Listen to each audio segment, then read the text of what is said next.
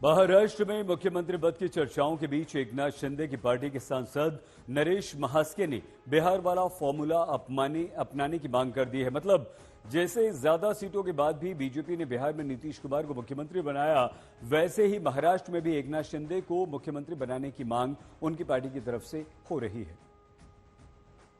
महायुति के लीडर और मुख्यमंत्री एकनाथ शिंदे साहब होना चाहिए।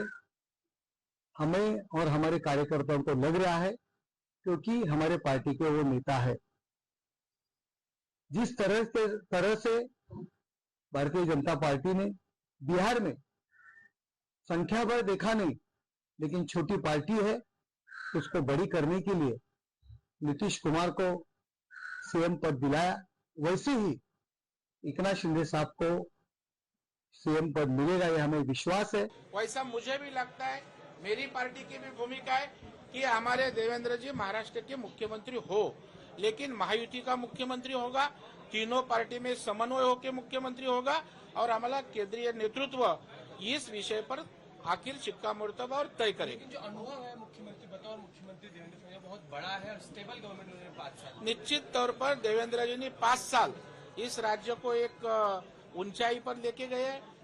तीनों पार्टी का समन्वय कैसा रखना, उन्होंने ये महायुति का सरकार चला के दिखाया है और इसलिए महाराष्ट्र को देवेंद्र जी की जरूरत है, पार्टी को जरूरत है, महायुति को जरूरत है।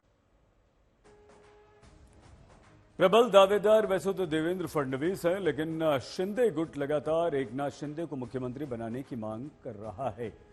पोस्टर, नारों और बयानों से ये साफ है कि एकनाथ शिंदे की शिवसेना की ओर से मुख्यमंत्री पद के लिए दबाव बनाने के बहुत सारे प्रयास और तमाम कोशिश हो रही हैं, लेकिन इस सब के बीच देवेंद्र फडणवीस की दावेदारी और मजबूत हो गई है।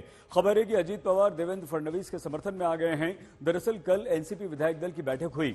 इस बैठक में अजीत पवार ने तकरीबन ये साफ कर दिया कि चूंकि बीजेपी महायुति में सबसे बड़ी पार्टी बनकर उभरी है, इसलिए देवेंद्र फडणवीस को ही मुख्यमंत्री बनना चाहिए। मतलब ये हुआ कि अजीत पवार ने देवेंद्र फडणवीस के नाम का समर्थन करके एकनाथ शिंदे की मुश्किलों को बढ़ा दिया है। Bharatiya Janata Party has got 132 MLAs and they are the largest party. They were also the largest party in the outgoing coalition. Now that's all right. There's no real issue. There's not going to be any fight. Let people speculate. Discussions will take place and some formula will be worked out. बड़ी बात यहां पर यह भी है कि मुख्यमंत्री पद का दावा केवल एकनाथ शिंदे के समर्थक ही नहीं कर रहे हैं। बीजेपी के विधायक भी देवेंद्र फडणवीस को मुख्यमंत्री बनाने की लगातार मांग कर रहे हैं और इसके साथ ही बीजेपी ये पहले ही साफ कर चुकी है कि भले ही विधानसभा चुनाव हमने एकनाथ शिंदे की अगुवाई में लड़ा हो, लेकिन वो मुख्यमंत्री का चेहरा नहीं थे। इसका मतलब क्या हुआ? इसका मतलब क्या ये हुआ कि देवेंद्र फडणवीस काफी आगे।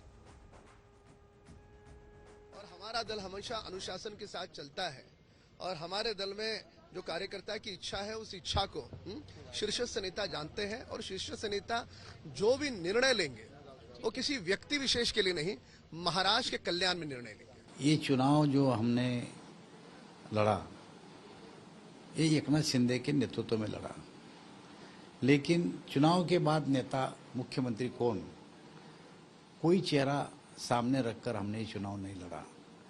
तो इसलिए जो निर्णय श्रेष्ठी करेंगे वो हमारा नेता होगा।